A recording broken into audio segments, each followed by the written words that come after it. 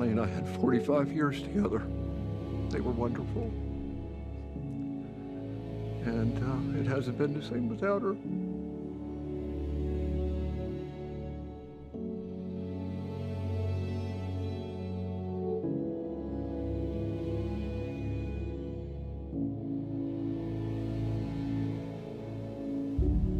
Most of us will be faced, unfortunately, with a cancer diagnosis in our lifetime.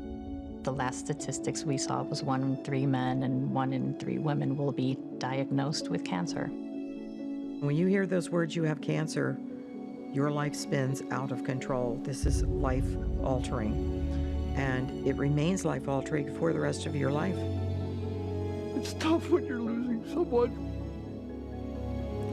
and there's nothing you can do.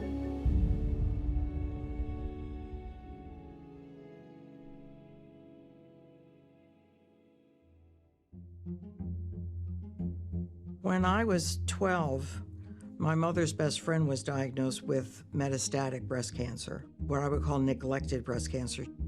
And so she took me on her journey with her. And she said, I want you to see my incision. I want you to see the symptoms that I'm having. I want you to see what chemotherapy is doing, what radiation is doing, because after all, you're going to be a nurse. And she taught me, she said, you need to be optimistic for as long as it's realistic. You need to have a good medical team taking care of you. I talked to her on the phone that afternoon, and she said, I'm so thankful you've been my borrowed daughter. She didn't have any children, and not my daughter by blood, because I wouldn't want to think I had passed breast cancer on to you. I already had it and didn't know it yet. I was 38 when I was diagnosed with breast cancer the first time. When I did get diagnosed, I immediately thought about her and all of the words of wisdom that she had taught me. When my mom, after she had gotten breast cancer and things started to really shift for her, that was when she decided to take on a role in a more breast cancer-oriented focus.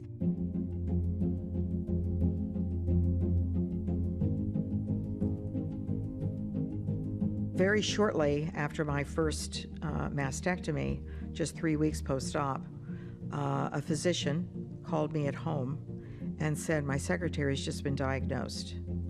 I said, oh my heavens, and he said, I know you're recovering, but would you just spend 5 minutes talking to her on the phone? And I said, of course. So he gave me her home number and I called her. And she and I talked for 2 hours. And I felt great. I felt wonderful. I felt pain-free for 2 hours because I was helping somebody. And I said to my husband, I know what I need to do. This is what I need to do. I need to be back one-on-one with patients because that's where my love is, that's where my soul is, and it needs to be in the breast cancer arena. It was probably the first time I really remember seeing my mom being happy.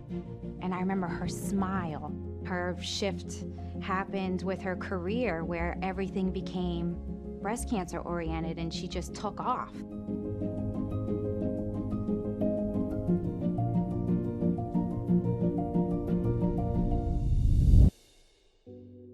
Two years later, at the age of 40, I was diagnosed again in my other breast.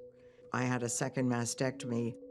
I worried about what would this do to my self-image?